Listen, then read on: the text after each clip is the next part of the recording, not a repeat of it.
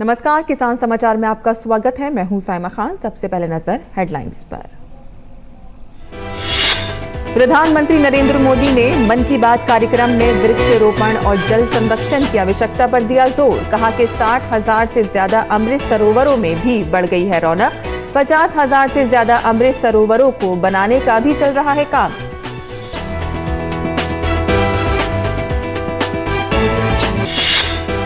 नीति आयोग ने वैश्विक अर्थव्यवस्था के लिए हरित और सतत विकास एजेंडे पर 2 दिवसीय G20 सम्मेलन का किया आयोजन। नीति आयोग के सदस्य रमेश चंद्र ने कृषि के क्षेत्र में भारत में हुई प्रगति का किया जिक्र। कहा कि भारत चाहता है हर प्लेटफॉर्म पर कृषि क्षेत्र को मिले उचित स्थान। केंद्रीय जल शक्ति मंत्रालय ने कहा कि गोवर्धन पोर्टल के प्रति राज्यों और निवेशकों में देखा जा रहा है उत्साह। देश भर में 320 कंप्रेस्ड बायोगैस संयंत्रों सहित 1,200 से अधिक बायोगैस संयंत्र गोवर्धन पोर्टल पर किए जा चुके हैं पंजीकृत। जैविक और बायोडिग्रेडेबल कचरे को कंचन में बदलकर ग्रामीण परिवारों तक लाभ पहुंचाना है गोवर्धन पहल का उद्देश्य। मुख्यमंत्री योगी आदित्यनाथ ने कहा कि बारिश कम हो या ज्यादा, परेशान न हो किसान। हर कदम पर साथ है सरकार। हर हाल में नहरों के टेल तक पानी पहुंचाने का निर्देश किया जारी। मुख्यमंत्री ने सिंचाई और विद्युत विभाग को अलर्ट मोड पर रहने का दिया निर्देश।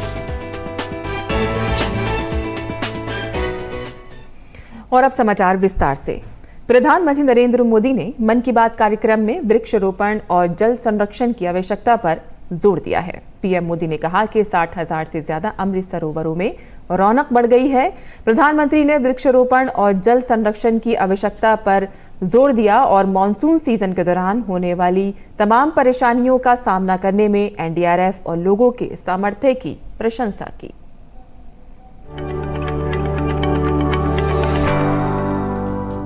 प्रधानमंत्री नरेंद्र मोदी ने मन की बात कार्यक्रम के 103वें एपिसोड में मॉनसून और इससे जुड़ी समस्याओं पर बात की।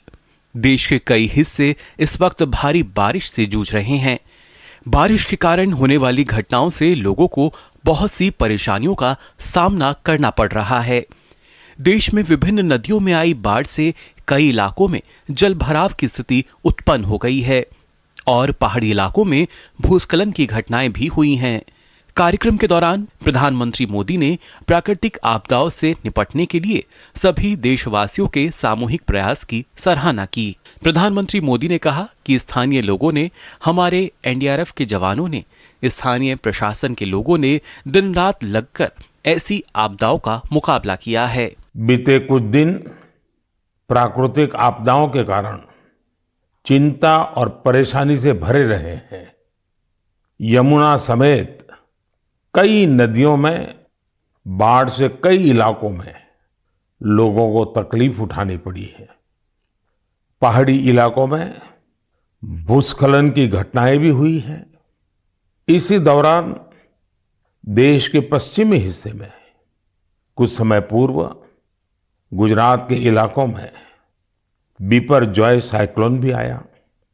लेकिन साथियों, इन आपदाओं के बीच हम सब देशवासियों ने फिर दिखाया है कि सामूहिक प्रयास की ताकत क्या होती है।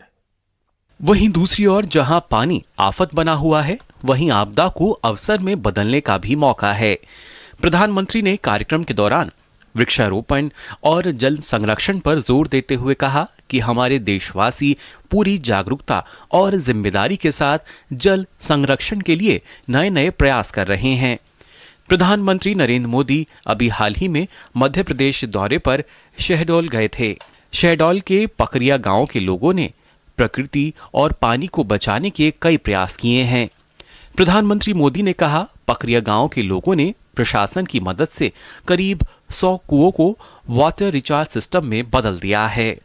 बारिश का यही समय वृक्षारोपण और जल संरक्षण के लिए भी उतना ही जरूरी होता है। आजादी के अमृत महोत्सव के दौरान बने 60,000 से ज्यादा अमृत सरोवरों में भी रौनक बढ़ गई है।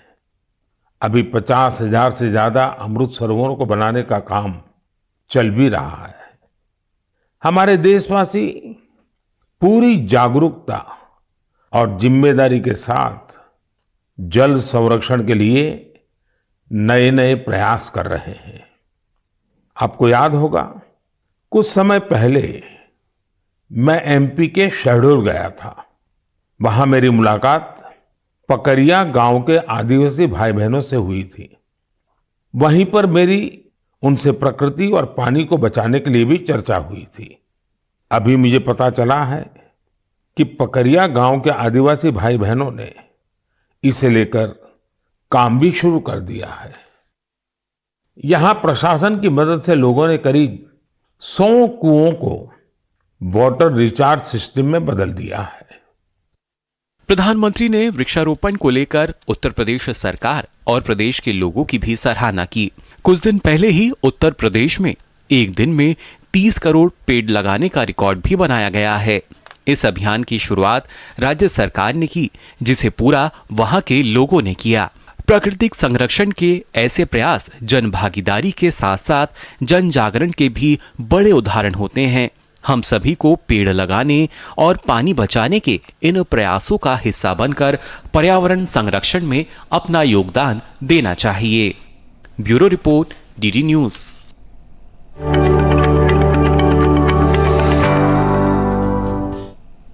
और नई दिल्ली में नीति आयोग ने वैश्विक अर्थव्यवस्था के लिए हरित और सतत विकास एजेंडे पर 2 दिवसीय G20 सम्मेलन का आयोजन किया। आयोजन के दूसरे दिन नीति आयोग के सदस्य रमेश चंद ने कृषि के क्षेत्र में भारत में हुई प्रगति का जिक्र किया। आयोग के सदस्य ने साफ तौर पर कहा कि भारत चाहता है कि हर प्लेटफॉर्म पर कृषि क्षेत्र को उचित स्थान मिले। इंडिया चाहता है कि G20 के प्लेटफार्म को इस्तेमाल करके जो मल्टीलेटरल या ग्लोबल लेवल पे डिसीजन होने चाहिए उनके लिए अपना इनपुट दे। उसके साथ साथ क्लाइमेट चेंज का इश्यूज है वो भी आ गया है, सस्टेनेबिलिटी के इश्यूज हैं वो आगे हैं, बायोडाइवर्सिटी का इशू है वो इशू जो है वो भी आगे हैं। और साथ में इंडिया जिस चीज़ को उठाना चाहिए वो ये है कि एग्रीकल्चर को सभी मल्टीलेटरल फोरम में एक ड्यू इम्पोर्टेंस मिलनी चाहिए। नीति आयोग के सदस्य रमेश चंद ने कहा कि कृषि को वैश्विक स्तर पर बढ़ावा मिल रहा है। एग्रीकल्चर का शेयर ग्लोबल इकॉनमी में पिछले कुछ सालों से लगातार बढ़ता जा रहा है। वो एक बहुत स्ट्रांग रीज़न है कि एग्रीकल्चर को जो इम्पोर्टेंस मिलनी चाहिए वो ज़्यादा मिलनी चाहिए। दूसरा, सस्टेनेबिलिटी डेवलपमेंट गोल 16-17 हैं, उनमें से 11 सस्टेनेबिलिटी गोल एग्रीकल्चर सेक्टर पर डिपेंड करते हैं। तो वो एक दूसरा रीज़न है कि एग्रीकल्चर को ड्यू इम्पोर्टेंस मिलना चाहिए। और तीसरा, हमने G20 एग्रीकल्चर मिनिस्टर में भी प्रेजेंटेशन मिनिस्टर मीटिंग में किया था कि 2014-15 के बाद दुनिया में अंडर न्यूट्रिशन की स्थिति बिगड़नी शुरू हो गई है और इसके बावजूद वो बिगड़ रही है कि per capita food production increase हो रहा है। तो हमने इन दोनों में एक बेटर बैलेंस लाने के लिए कि जब per capita food production improve हो रहा है तो हमारी न्यूट्रिशन क्यों नहीं इम्प्रूव हो रही, क्या हमें जो फूड है उसकी कंपोजिशन में चेंज लाना चाहिए। जैसे भारत ने अब मिलेट मिशन शुरू किया तो उसका एक यही मकसद है कि जो फूड की कंपोजिशन है जब तक उसमें हम चेंज नहीं लाएंगे, बेशक हम ज़्यादा फूड प्रोड्यूस करते रहें तो हमारे न्यूट्रिशन एड्रेस नहीं होगा। तो इस तरह के इशू भारत जो है G20 में टेकअप करेगा। वहीं कार्यक्रम में हिस्सा लेते हुए RSS की राष्ट्रीय कार्यकारिणी सदस्य राम माधव ने कहा कि भारत विकासशील देशों की आवाज बनकर उभरा है। ग्लोबल साउथ जिसको कहते हैं वो वास्तव में विकासशील देशों की एक जमावट है। वो दुनिया का 80% आबादी को रिप्रेजेंट करता है, दुनिया का 40% GDP को रिप्रेजेंट करता है। पर इस जगत को दुनिया के मंचों पर वॉइस ही नहीं है। जो कुछ बड़े देश, जो विकसित देश है दुनिया के नॉर्थ के, ग्लोबल नॉर्थ के, उन्हीं का बोलबाला आज दुनिया के इंस्टीट्यूशंस में चलता है।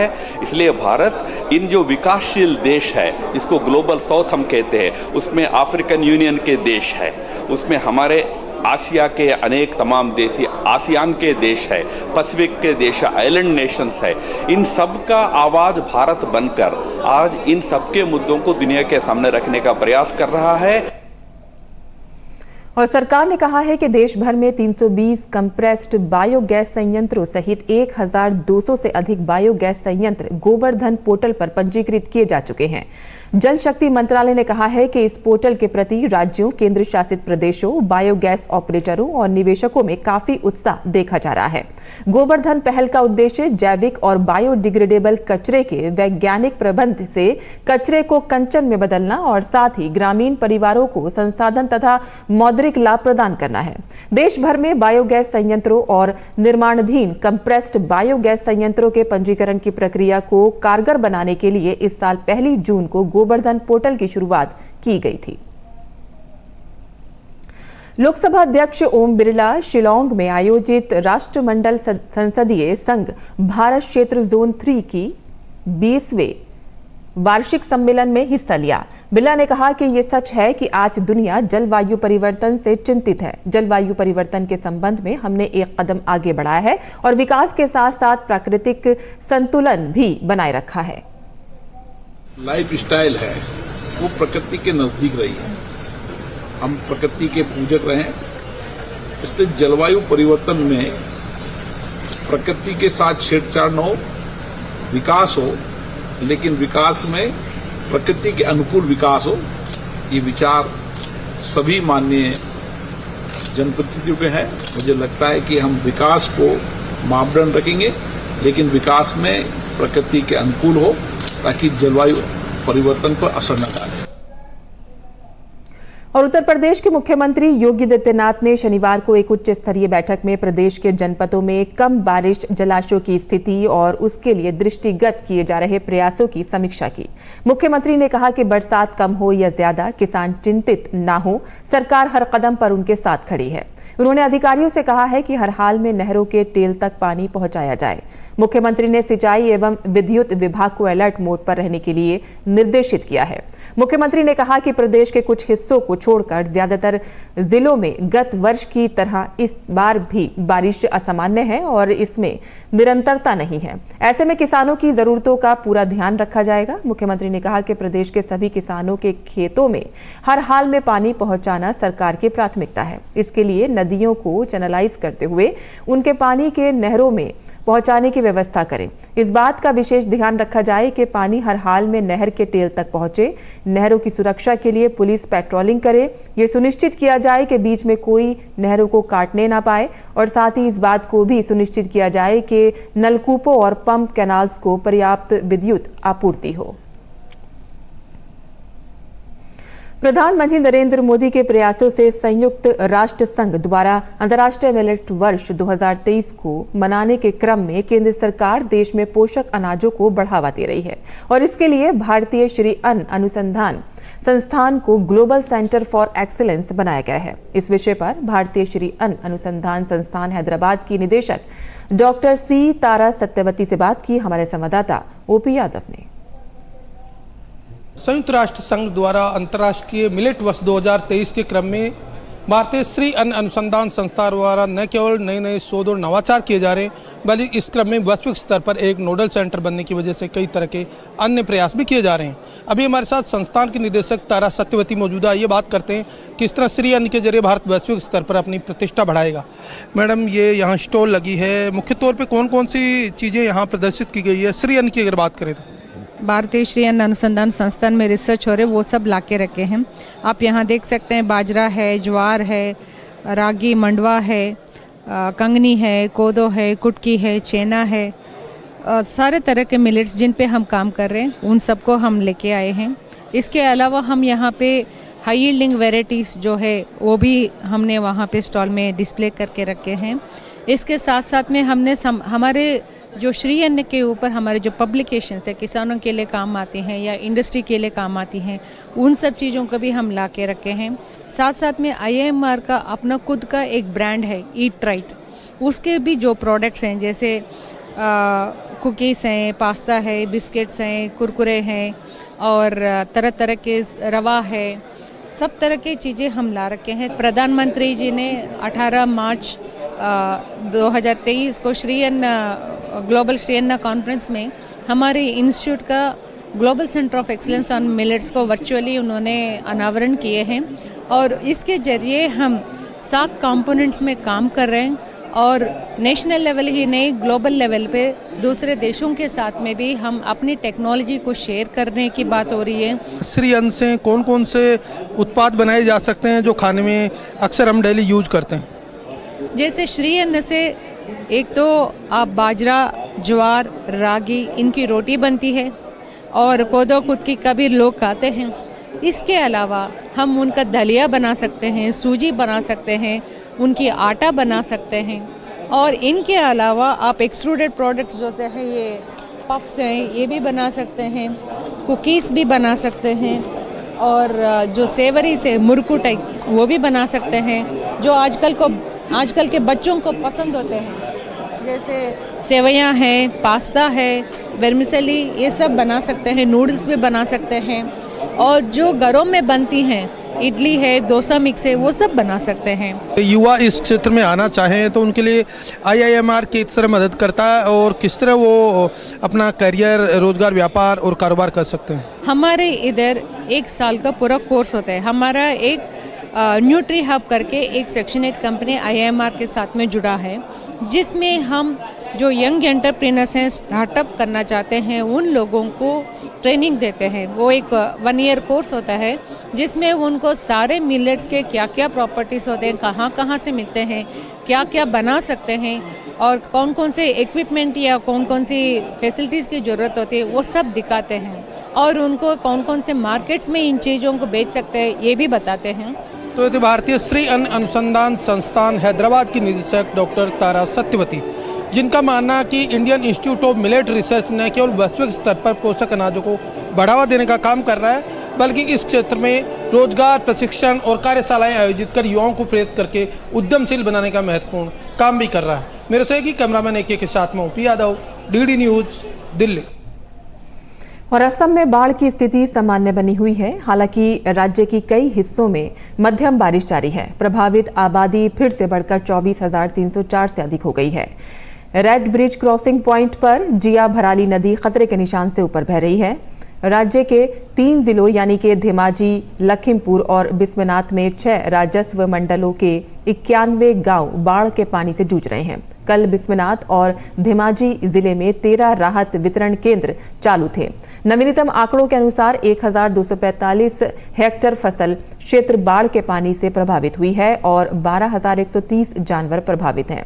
बिस्वनाथ, धेमाजी और लखीमपुर में बुनियादी ढांचे को नुकसान की खबरें आ रही हैं और नवीनतम रिपोर्ट के अनुसार बिस्वनाथ, दराग, डिब्रूगढ़ और तिनसुकिया में कल कटाव का अनुभव हुआ है।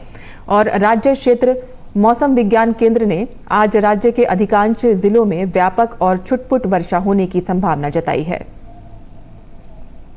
जयपुर और भरतपुर संभाग के जिलों में आज भी मानसून सक्रिय रहने की संभावना जताई गई है। मौसम विभाग ने शेष भागों में हल्की मध्यम बारिश होने की संभावना जताई है। आज और कल राज्य में भारी बारिश की गतिविधियों में कमी होने तथा कुछ भागों में हल्की से मध्यम बारिश होने की संभावना जताई गई है। 1 अगस्त से पुनः एक नए परिसंचरण तंत्र बनाने से उत्तर पूर्वी राजस्थान के भरतपुर, जयपुर संभाग के जिलों में भारी बारिश की गतिविधियां दर्ज होने की प्रबल संभावना है और साथ ही 2 अगस्त को भरतपुर, जयपुर संभाग में कहीं कहीं अति भारी बारिश होने की संभावना जताई गई है।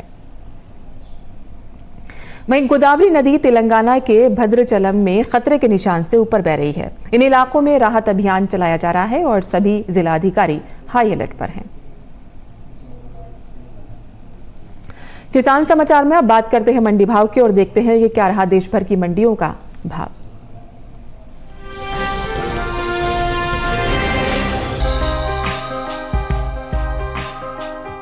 इन दिनों कृषि उपज मंडियों में मूंगफली की आवक सामान्य बनी हुई है। भाव की बात करें तो शनिवार को ज्यादातर कृषि उपज मंडियों में मूंगफली के भाव में उठापटक का दौर देखने को मिला। जहां ध्रोल और पोरबंदर मंडी में मूंगफली के सौदे मजबूती के साथ हुए, वहीं राजकोट मंडी में इस दौरान मूंगफली के भाव में नरमी देखने को मिली। एग मार्केट के मुताबिक गुजरात की ध्रोल मंडी में 28 जुलाई को मूंगफली का भाव था 6,915 रुपए। 29 जुलाई को इसके भाव में 25 रुपए की तेजी आई और भाव जा पहुंचा 6,940 रुपए प्रति क्विंटल पर। इसी तरह राज्य की ही पोरबंदर मंडी में मूंगफली के सौदों में बढ़त के साथ कारोबार हुआ। यहाँ 28 जुलाई को मूंगफली का भाव रहा 6,850 रुपए। 29 जुलाई को इसके सौदे 60 रुपए मजबूत होकर 6,910 रुपए पर हुए। हालांकि राजकोट मंडी में 28 जुलाई को मूंगफली का भाव था 7,950 रुपए। 29 जुलाई को इसके सौदों में 50 रुपए की नरमी आई और भाव हो गया 7,900 रुपए। मूंगफली के निर्यात पर नजर डालें। एपिडा के मुताबिक साल 2023-24 में अप्रैल से मई महीने के दौरान देश से होने वाले मूंगफली के निर्यात में बढ़त देखने को मिली है। बीते 2 महीने के दौरान मूंगफली का निर्यात 38,386 टन बढ़ा है। साल 2023-24 में अप्रैल से मई के दौरान मूंगफली का निर्यात 1,22,500 टन का हुआ है, जबकि बीते साल इस दौरान मूंगफली का निर्यात 84,114 टन रहा था। वहीं बात मूंगफली की पैदावार की करें तो घरेलू स्तर पर इस साल मूंगफली की पैदावार में बढ़त देखने को मिल सकती है। कृषि मंत्रालय के तीसरे अग्रिम अनुमान के मुताबिक साल 2022-23 के दौरान मूंगफली की उपज 102.82 लाख टन होने का अनुमान जताया गया है, जबकि बीते साल की समान अवधि के दौरान मूंगफली की पैदावार 101.35 लाख टन रही थी। मूंगफली की उपज में हुई बढ़त का असर कृषि उपज मंडियों में इसके बाजार भाव पर पड़ सकता है।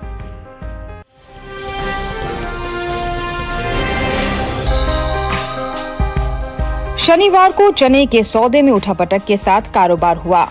मोरबी, ध्रोल और मालपुरा मंडी में चने के सौदों में तेजी रही। वहीं राजकोट और पुणे मंडी में इस दौरान चने के भाव में नरमी के साथ कारोबार हुआ। बात इसकी आवक की करें तो इन दिनों ज्यादातर कृषि उपज मंडियों में चने की आवक सामान्य बनी हुई है। गुजरात और उत्तर प्रदेश सहित दूसरे राज्यों की मंडियों में 29 जुलाई को चना बिकवाली के लिए पहुंचा। भाव पर नजर डालें तो एग मार्केट के मुताबिक गुजरात की राजकोट मंडी में 28 जुलाई को देसी चने का भाव रहा 4,900 रुपए। 29 जुलाई को इसके भाव में 40 रुपए की गिरावट आई और भाव 4,860 रुपए पर आ गया, जबकि राज्य की मोरबी मंडी में इस दौरान देसी चने के सौदों में बढ़त के साथ कारोबार हुआ। यहां 28 जुलाई को देसी चने का भाव था 4,305 रुपए। 29 जुलाई को इसके सौदे 95 रुपए मजबूत होकर 4,400 रुपए पर हुए। ध्रोल मंडी में 28 जुलाई को चने का भाव रहा 4,525 रुपए। 29 जुलाई को इसके सौदों में 45 रुपए की तेजी आई और भाव 4,570 रुपए प्रति क्विंटल पर जा पहुंचा। वहीं महाराष्ट्र की पुणे मंडी में चने के भाव में सुस्ती देखने को मिली। यहां 28 जुलाई को चने का भाव था 5,850 रुपए। 29 जुलाई को इसके भाव 50 रुपए लुढ़ककर 5,800 रुपए पर हुए। राजस्थान की मालपुरा मंडी में 28 जुलाई को देसी चना 4,900 रुपए पर बिका। 29 जुलाई को इसके भाव में 50 रुपए का उठाव आया और भाव हो गया 4,950 रुपए। घरेलू स्तर पर इस साल कुल दलहन की पैदावार अच्छी होने का अनुमान जताया गया है। कृषि मंत्रालय के तीसरे अग्रिम अनुमान के मुताबिक देश में साल 2022-23 के दौरान कुल दलहन की पैदावार 275,04,000 टन होने की उम्मीद है, जो पिछले साल के 273.02 लाख टन उत्पादन की तुलना में 2.02 लाख टन अधिक है। वहीं बात चने की पैदावार की करें तो घरेलू स्तर पर रबी चने की पैदावार में कुछ कमी देखने को मिल सकती है। साल 2022-23 के दौरान देश में चने की उपज 135.43 लाख टन होने का अनुमान जताया गया है।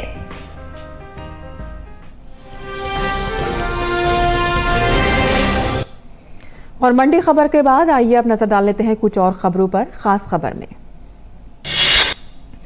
भारतीय अंतरिक्ष अनुसंधान संगठन इसरो ने सिंगापुर के DSR उपग्रह समेत 7 उपग्रहों को आज तड़के PSLV C-56 रॉकेट के जरिए अंतरिक्ष में भेज दिया है। ये प्रक्षेपण सुबह 6:30 बजे आंध्र प्रदेश के श्रीहरिकोटा से किया गया। अन्य छोटे उपग्रहों में वेलॉक्स AM आर्केड स्कूप 2, न्यूलियॉन और गैलेसिया 2 और ORB-12 स्ट्राइडर शामिल हैं। गुजरात के अहमदाबाद में एक अस्पताल में बेसमेंट में आग लग गई। आग लगने के बाद एहतियात के तौर पर करीब 100 मरीजों को अस्पताल से सुरक्षित निकाल लिया गया। अस्पताल का संचालन एक परमार्थ ट्रस्ट करता है। कश्मीर घाटी में अमरनाथ यात्रा जारी है। तीर्थ यात्रियों का नया जत्था पंथा चौक बेस कैंप से बालटाल और पहलगाम मार्गों से होते हुए अमरनाथ गुफा के लिए रवाना हुआ। तमिलनाडु के कुड्डालोर जिले में वेप्पुर के पास शनिवार को एक कार के सड़क किनारे खाई में गिरने से 4 लोगों की मौत हो गई है। हादसा त्रिची चेन्नई राष्ट्रीय राजमार्ग पर हुआ है। जानकारी के मुताबिक कार नियंत्रण खो बैठी और चेप्पकम फ्लाईओवर के आगे वैपुर के पास सड़क किनारे खाई में गिर गई। मृतक थैनी जिले के अंतीपट्टी इलाके के रहने वाले थे। महाराष्ट्र के रायगढ़ जिले के पोलादपुर तालुका में कशेड़ी घाट के पास एक चलते तेल टैंक में आग लग गई। इस हादसे में किसी के हताहत होने की सूचना नहीं है। आग पर काबू पा लिया गया है और राजमार्ग पर यातायात खोल दिया गया है। और आज विश्व मानव तस्करी विरोधी दिवस है। मानव तस्करी के पीड़ितों की कठिनाइयों और उनके अधिकारों की सुरक्षा के तरीकों के बारे में जागरूकता बढ़ाने के लिए हर साल ये दिवस मनाया जाता है। इस वर्ष की थीम है तस्करी के हर पीड़ित तक पहुंचे, किसी को पीछे ना छोड़ें। जम्मू कश्मीर में पुलिस को एक बड़ी कामयाबी हाथ लगी है। श्रीनगर पुलिस ने कल बट मालू इलाके से प्रतिबंधित आतंकवादी संगठन अल बद्र से जुड़े एक हाइब्रिड आतंकवादी को गिरफ्तार किया। उसके कब्जे से एक पिस्तौल, 20 जिंदा राउंड और 2 मैगजीन सहित हथियार और गोला बारूद के साथ आपत्तिजनक सामग्री बरामद की गई है। जम्मू कश्मीर में एक हाइब्रिड आतंकवादी को गिरफ्तार किया गया है। और किसान समाचार में आज के लिए बस इतना ही। अनुमति दें। नमस्कार।